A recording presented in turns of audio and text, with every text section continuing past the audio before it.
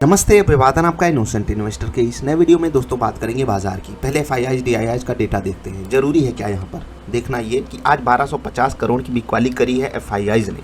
कल इनकी बिकवाली बिल्कुल थम सी गई थी और मैंने कहा था कि ये थोड़े से घायल शेर हैं, ये थोड़ा सा अटैक करने की कोशिश करेंगे और वो कोशिश आज उनकी कामयाब लगभग हो गई थी। लेकिन बाजार बहुत इंपॉर्टेंट लेवल के आसपास आकर के क्लोजिंग दे दी और उसके बाद मैंने जब आपको वीडियो बना करके दिया, मैंने आपसे कहा कि भले ही ये क्लोजिंग नेगेटिव है, भले ही ये कैंडल आपको रेड दिखाई दे रही है, लेकिन बाजार की क्लोजिंग बुरी नहीं हुई है। तो संकेत कैसे हैं ग्लोबल मार्केट से? कमाल के संकेत हैं, मैं बात करूंगा उस पर, लेकिन जो ज़रूरी बात है वो अभी यहाँ पर करते हैं। देखो, एक चीज़ यहाँ पर बता रहा हूँ, जैसे मैंने आपको ये लेवल बताया था, एग्जैक्टली यही लेवल आप जाकर के देखना 16,811। मैं आपको दिखाता हूँ, ये लेवल आपको दिखा ही देता हूँ। एक मिनट, आ जाओ। देखिए, ये है 16,811, ठीक। Important support level for Nifty will be at 16,811। अब ये लेवल सबको बताया जाता है ना, ऐसा तो है नहीं कि कोई बच जाता है, लेकिन इसी लेवल का उपयोग लोग अलग अलग तरीके से करते हैं और ये चीज़ बहुत बड़ा मायने क्रिएट करती है लॉन्ग रन में। कैसे, मैं आपको समझा देता हूँ, ध्यान से सुनिएगा। एग्जैक्टली अगर आप इस लेवल को देखोगे तो यहाँ पर बाइंग की अपॉर्चुनिटी थी, क्योंकि सपोर्ट पर क्या किया जाता है, बाइंग। अगर ये कैंडल हमको ग्रीन दिखाई दी, अगली कैंडल ऊपर जाने लगी तो हमको बाइंग करना चाहिए, क्योंकि बाजार ने अपने सपोर्ट पर जो है बाइंग की अपॉर्चुनिटी हमको दी है। और बाइंग जो करता उसको 75-80 पॉइंट, एक पॉइंट की वैल्यू, एक पॉइंट की कमाई 50 रुपये की है, यानी कि 4,000 रुपये उसको ऐसे ही मिले थे एक लॉट में आपको 4,000 रुपये मिले थे। लेकिन दूसरे एंगल से समझिए, हमारे सेटअप ने हमको दे दिया सेल, और क्योंकि सपोर्ट लेवल था, इसको थोड़ा सा सम्मान के रूप में हमको रखना था। उसके बाद आप कहानी देखिए कि ये लेवल जब टूटा है तो निफ्टी कितनी भयंकर टूटी है। ये होती है एक सपोर्ट की अहमियत। इसीलिए मैं आपसे कहता हूँ, देखिए जहाँ पर बाजार क्लोज की, ये लेवल भी आपको बताया गया था और बाजार यहाँ पर समय बिताई है और क्लोजिंग यहीं पर करी। और इसीलिए मैंने कहा कि ये क्लोजिंग बुरी नहीं है, क्योंकि बाजार जब भी अपने इंपॉर्टेंट लेवल के आसपास आएगी, भले ही ऊपर से गिर के आई हो, ठीक है, बाजार का हल्का होना भी ज़रूरी होता है। क्यों ज़रूरी होता है? क्योंकि जो कमज़ोर ट्रेडर्स होते हैं वो बाहर हो जाएं। अब मैं आपको कहानी समझाता हूँ। जो आपके एफआईआईज हैं वो ऊपर के लेवल पे करे हैं बिकवाली, जिस हिसाब से अभी ग्लोबल मार्केट से संकेत आ रहे हैं उस हिसाब से निफ्टी 125-30 पॉइंट ऊपर खुल सकती है, 125-130 पॉइंट। और अगर ऐसा हुआ तो हम फिर हाइज को अप्रोच करने जा रहे हैं। अगर ऐसा हुआ कि हम फिर से 16,800 के आसपास पहुँच गए तो वहाँ पर फिर से हमारे पास शॉर्ट कवरिंग की अपॉर्चुनिटी क्रिएट होगी। मैं आपको लेवल्स बताऊंगा, उस पर आपको फोकस करना है। लेकिन जो चीज़ आपको थोड़ी सी तकलीफ दे सकती है वो ये कि एफआईआईज ने बिकवाली तो की, लेकिन डीआईआईज ने बाइंग क्यों नहीं की इस गिरावट में, ठीक है। तो मैं यहाँ पर एग्जैक्ट जवाब तो आपको नहीं दे पाऊँगा, लेकिन जिस हिसाब से ग्लोबल मार्केट का सिनारियो था, उनको लग रहा था कि बाजार जो है थोड़ा सा और गिरनी चाहिए, इसीलिए हो सकता है उनकी तरफ से बाइंग नहीं आई और नेट बाइंग नहीं आई है। बाकी उनकी तरफ से ऐसा नहीं है, बिल्कुल भी बाइंग नहीं करी गई, ठीक है। आज उतना बड़ा ट्रेडिंग डे था नहीं, डीआईआईज वैसे भी कम एक्टिव थे। आप अगर देखोगे बाइंग वैल्यू उनकी तरफ से 7,000 करोड़ की रही, सेलिंग वैल्यू कम थी और एफआईआईज ने ज़्यादा पार्टिसिपेशन दिखाया है आज, ठीक है। अक्सर उन्हीं की तरफ से ज़्यादा पार्टिसिपेशन होता है, तो कोई बात नहीं, उन्होंने 10,000 करोड़ की बाइंग करी है, ये भी देखिए, ठीक। यहाँ पर ये थोड़ा सा पिछड़े हैं, लेकिन उनके वॉल्यूम कम करने की वजह से ही जो डीआईआईज का आंकड़ा है वो छोटा है और कोई खास बात नहीं है, ठीक है।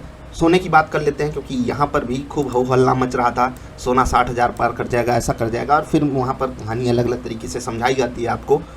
और फिर क्या हुआ आपको पता है, 55,000 वाला 51,000 पे आकर के आपको मिल रहा है। ये फ्यूचर्स का रेट है 24 कैरेट, ठीक है। 22 कैरेट और सस्ता, 20 कैरेट और सस्ता, 18 कैरेट लेना हो तो और सस्ता है। 18 कैरेट 40,000 के आसपास रेट आ गया है। कमाल है, सोना गिर गया। दूसरे कमोडिटी की बात करते हैं, उस पर मैंने इससे पहले वाली वीडियो में भी डिस्कशन किया हुआ है। यहाँ पर आपको दिखाना चाहूँगा ब्रेंट क्रूड, और ये गिर चुका है 8%। जी हाँ, 8% की यहाँ पर बड़ी गिरावट है। कमाल की बात है, देश के लिए काफ़ी कमाल की बात है। $100 प्रति बैरल ये जो दाम है काफ़ी कमाल का है। इससे नीचे आया है ब्रेंट क्रूड का दाम और ये एक स्टैंडर्ड सेट करता है, ठीक है। अब इसके नीचे क्रूड का प्राइस आ गया, इसका मतलब क्या है? भारत के लिए अच्छी बात है, क्योंकि भारत की मजबूरी है क्रूड खरीदना। आई होप आप समझ गए होंगे। तो स्टॉक मार्केट के लिए ये चीज़ें कितनी अच्छी होती हैं आपको पता है। गोल्ड का प्राइस कम हो रहा है, अच्छी बात, ठीक है। ब्रेंट क्रूड का प्राइस कम हो रहा है, अच्छी बात। जब अच्छी बातें हैं तो ओपनिंग भी बढ़िया होनी चाहिए। ग्लोबल मार्केट से भी हमारे लिए अभी अच्छे ही संकेत हैं, अच्छे संकेत हैं, मतलब थोड़े, ये भी आप नहीं कह सकते फ्लैट टू पॉजिटिव है, मैं कह रहा हूँ पॉजिटिव संकेत हैं। चलिए इंट्राडे स्टॉक्स देख लेते हैं। सबसे पहला स्टॉक रहेगा एसबीआई कार्ड। अभी भी इसमें जो पैटर्न है इंटैक्ट है, आपको बढ़िया ट्रेड यहाँ पर मिल सकता है। ओपनिंग थोड़ी सी बड़ी हो जा रही है और मुझे ये चीज़ अच्छी नहीं लगती। अगर हम फ्लैट खुलते और फिर वहाँ से अपॉर्चुनिटी मिलती हमको ऊपर जाने की तो काफ़ी कमाल का मतलब सिनारियो वहाँ पर बन जाता। खैर HCL टेक यहाँ पर आपको इधर साइड बड़ा ट्रेड मिल सकता है। SBI कार्ड में पॉजिटिव साइड का बड़ा ट्रेड मुझे दिखाई दे रहा है, बाकी आपका फोकस होना चाहिए। अगर बड़ा गैप अप करके वो सेल साइड का ट्रेड देता है, लेना है। ACC पे आपकी नज़र होनी चाहिए, सपोर्ट पे खड़ा है। आप में से कुछ लोग कंफ्यूज होंगे कि यहाँ पर सपोर्ट कहाँ से आ गया, मैं आपको समझाता हूँ। 2100 को इसने अप्रोच किया, ऑप्शन वाला जो डेटा यहाँ पर बन के आया वो थोड़ा सा नेगेटिव आया, लेकिन फिर से कह रहा हूँ प्राइस ने 2100 को अप्रोच किया और फिर गिर करके जहाँ पर खड़ा है, ये लेवल इसके लिए बहुत बड़ा सपोर्ट है। ठीक, अब तो समझ गए होंगे। अब इस सपोर्ट पर क्या हो सकता है, एक बार ये 2100 को पार करके टिका तो बड़ा धूम धड़ाका करेगा। ACC पे आपकी नज़र होनी चाहिए, चांसेस कम है लेकिन अगर हुआ तो हम बड़ा ट्रेड पकड़ सकते हैं, याद रखिएगा। एक्सिस बैंक में आपको बढ़िया ट्रेड मिलेगा, इधर साइड मिलेगा। 700 को पार करके टिका तो बहुत मजा आएगा। चंबल फर्टिलाइजर्स, यहाँ पर गिरावट वाली संभावना थोड़ी सी ज़्यादा बन रही है, लेकिन 400 के नीचे और बाजार ऊपर जाने वाली है। इसका मतलब क्या है, यहाँ पर मैं आपको एक लेवल दे रहा हूँ 409 रुपये 50 पैसे। इसके ऊपर ये काफ़ी मजबूत हो जाएगा और फिर धूम धड़ाका कर सकता है। अकॉर्डिंगली सेटअप की मदद लेकर के आपको यहाँ पर ट्रेड अरेंज करना है। CCL यहाँ पर कुछ नहीं बताऊंगा, बहुत आसान सा सेटअप बना हुआ है, आसान सा ट्रेड मिलेगा। 400 पे जो साइकोलॉजिकल रेजिस्टेंस मिलेगा उसको आप आसानी से झेल सकते हो, क्योंकि स्टॉक खुद ही बता देगा पार कर पाएगा या नहीं। भेल में आपकी नज़र होनी चाहिए। एक्चुअली ये 50 पे खड़ा है और मुझे अब यहाँ पर जो मतलब रिट्रेसमेंट है वो कंप्लीट होता हुआ दिखाई देता है। फ्रेश तेजी के आसार हैं, देखते हैं क्या होता है। हिडलबर्ग सीमेंट, यहाँ पर भी बिल्कुल CCL की ही तरह, कुछ भी नहीं बताने की ज़रूरत है, बढ़िया चल सकता है। 200 पार करके टिक गया, बहुत मज़ा आएगा। अब क्या बातें करते हैं, अब बात कर लेते हैं थोड़ा सा परफॉर्मेंस की इंट्राडे। उसमें एक आपको डेटा भी दिखाऊंगा। कुछ दिन पहले मैंने आपको एक लेवल बताया था 16584, कुछ लोग इसकी बात करते हैं। मैं यहाँ पर एक बात समझाता हूँ, ये लेवल चेंज होते हैं पर डे बेसिस पे, ठीक है। एग्जैक्ट अब 584 का ही लेवल नहीं था कि आज बाजार ने वहीं पर सपोर्ट लिया तो लोग इसकी भी बात करने लगे। आप लोगों ने मैसेज भेजा, उसके लिए शुक्रिया, लेकिन इसका श्रेय मैं नहीं लेने वाला, ठीक है, क्योंकि बाजार भले ही वहाँ पर सपोर्ट ली हो, लेकिन ये लेवल थोड़ा सा नीचे खिसका था और इसीलिए मैं यहाँ पर श्रेय लेने की बात नहीं करूँगा। बात करेंगे निफ्टी के इंपॉर्टेंट लेवल्स की।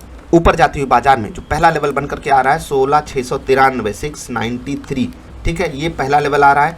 16774 ये दूसरा लेवल बन के आ रहा है। तीसरा लेवल है 16867, ठीक है, 867 नहीं 867। गिरती हुई बाजार का पहला जो सपोर्ट लेवल रहेगा 16658 रहेगा। इसके नीचे बाजार फिसलती है 16584, 584। और देखिए ये लेवल डायनामिक था, चेंज हुआ है। फिर से वही बात करूंगा, ये वो पुराना लेवल नहीं है जो यहाँ पर बन करके आ रहा है, ये फिर से नया डेटा कैलकुलेट हुआ है, उस पे लेवल बन करके आ रहा है।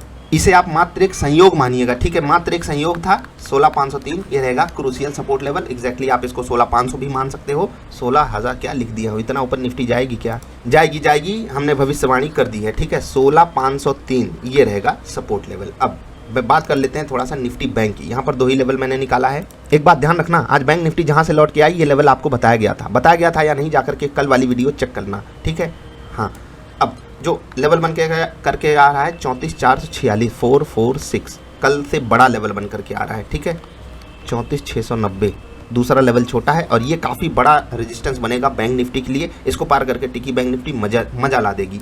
यहाँ पर ये जो डेटा है ये 35 है, 34 गलती से लिख दिया, 34790 ये रहेगा सपोर्ट, ठीक है, और 34515 ये रहेगा सपोर्ट। इन लेवल्स पे आपको ध्यान रखना है। ये 35 था, नहीं तो कंफ्यूज हो जाओगे, फिर मैं कुछ नहीं करूँगा, ठीक, लॉस हो जाएगा, तो कुछ बोलना मत, लेवल ध्यान रखना। अब बात कर लेते हैं थोड़ा सा प्रॉफिट की, ठीक है। आप देखोगे लगातार 4 दिनों से कमाल का परफॉर्म किया है हमारे सेटअप ने, और सेटअप को शुभकामनाएं, जो लोग ट्रेड कर रहे हैं उनको शुभकामनाएं। एक बात ध्यान रखना, जब भी लॉसेस हो उनको छोटा रखने की कोशिश कीजिए, जब भी प्रॉफिट हो वो जितना बड़ा हो सके उतना अच्छा है। इसीलिए मैं आपसे कहता हूँ सेटअप बनाइए। सेटअप बनाने वाली वीडियो आपको दे रखा हूँ, जाकर के देखा करो, सेटअप बनाओ, आगे बढ़ो। रोज़ प्रॉफिट नहीं हो सकता, लेकिन जब भी होगा कमाल का होना चाहिए। और जब कभी रेगुलर प्रॉफिट्स आ जाएं तो उसके लिए बाजार को थैंक यू बोला करो, क्योंकि हम सब ये डिज़र्व नहीं करते, बाजार ऐसे ही मेहरबानी करती रहती है। आज निफ्टी सेटअप पे मेरा ट्रेड कैसे ट्रैप हुआ था उसको जानकारी, मतलब अगर उसके बारे में जानना हो तो इससे पहले वाली वीडियो जाकर के देख लेना। अभी मैं आपसे विदा ले रहा हूँ, लेकिन विदा लेने से पहले एक डेटा आपको दिखाना चाहूँगा। हम लोग छोटी मोटी बातें कर रहे थे, ये देखिए SGX निफ्टी 16813 पे जाकर के ट्रेड कर रही है, 160 पॉइंट ऊपर 1% का धमाकेदार तगड़ा मोमेंटम दिखा रही है। और ये होता है कमाल, जब आप ऑप्शन डेटा को रीड करते हो, वहाँ से चीज़ों को समझते हो। जैसे ही बाजार क्लोज हुई थी तुरंत मैंने आपको वीडियो डाल करके बोला कि भले ही बाजार नेगेटिव बंद हुई है, लेकिन ये क्लोजिंग बुरी नहीं है। और जिस हिसाब से इंडिकेशन आ रहा है, अगर ऐसा कुछ हो गया तो कमाल ही होने वाला है। बाकी कल आपको मैंने वार्निंग भी दी थी, ऊपर के लेवल पर वो घायल शेर थोड़ा सा परेशान करने की कोशिश करेंगे, लेकिन उनको क्या ही कहें, ऊपर के लेवल पे बेचे हैं, फिर से पिटेंगे वो। अगर कल यही सिनारियो बन गया सुबह सुबह तो मज़ा बहुत आने वाला है, देखते हैं क्या होता है। बाकी कोई सवाल सुझाव हो तो पूछिएगा, कोई क्वेरी हो तो आप यहाँ पर भेज सकते हो। नमस्कार।